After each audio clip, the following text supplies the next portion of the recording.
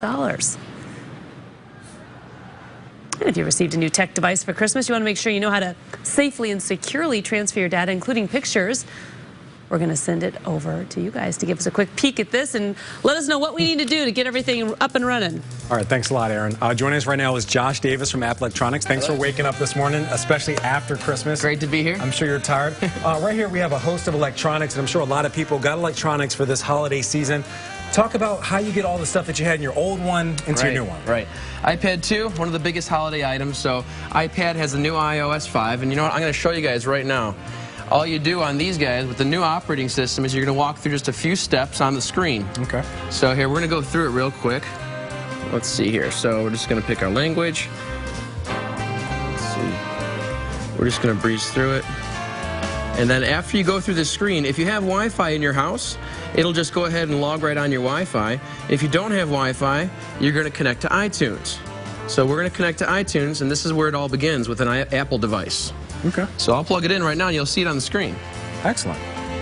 So let's say you have pictures to transfer. Can you transfer those through iTunes as well?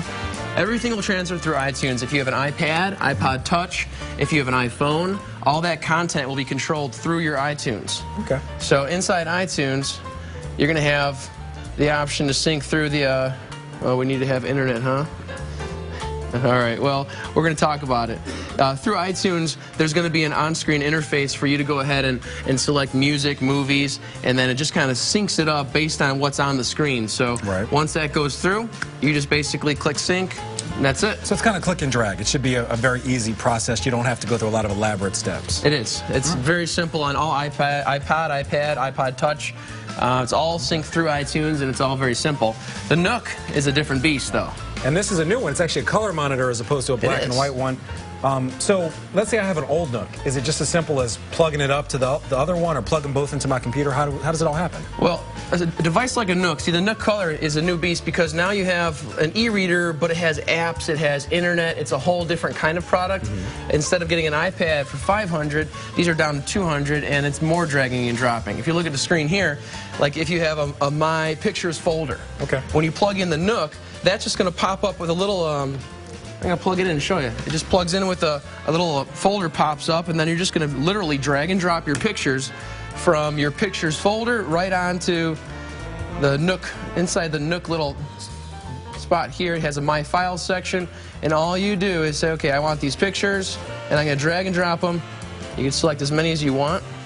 Let's see. Let's just grab one, and I drop it inside Pictures. So it's really as easy as you're showing us on the monitor right here. All you have to do is just hold it, drag it. Can we do the whole thing where we make them all blue and just all at one time? Yeah, sure. I can select all and then do a big drag and drop. So don't be intimidated by these devices. Just go ahead and, drag and... If you know how to drag and drop, you know how to update your devices with a Nook, Kindle, all of these other non-Apple products. So it's that easy? It is. Simple. Now, let me ask you a question. I know I have hundreds of pictures on my computer. How do I know all of them are getting from point A to point B? Well, if you know, it's good to kind of pinpoint size. So if you have 1,000 pictures, get that body count, and then when you go to the device and sync it and do what you think you did right, double check that count. Or it could be size. If I have 500 megabytes of stuff, did 500 megabytes get there? You can match it up. Okay, excellent. Any other tips for people with their high-tech holiday gifts that they just got? Any other way to keep your stuff safe and to make sure that it doesn't get corrupted or lost anywhere? Well, let's see. There are some secure methods of syncing. I would say that the best way to do things, if you had a previous iOS device from Apple, make sure you're restoring from your backups. That way it'll securely bring through all of your old content, so you don't need to really go through the steps of resyncing it and stuff like that. So backing up is the key, you're also saying? Backup is huge for all of your stuff. That's a personal weakness of mine. I need to start backing up my stuff a little bit more. Anything else to add about the iPod? I mean, when you get all your albums in here, I mean, I know people have hundreds, sometimes thousands of songs, albums, and other things. How do you make sure that you have everything you need? Well, with an iPod Touch, if you have... It depends on your capacity, because there's different size touches. If you bought or received the biggest iPod Touch, sync all that you can.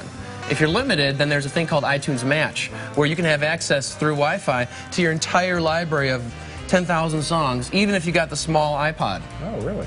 Kind of like the cloud, is that the same? It's all through that new Apple Cloud. Oh, excellent, excellent. Josh, thank you very much for joining us. You're welcome. And we're going to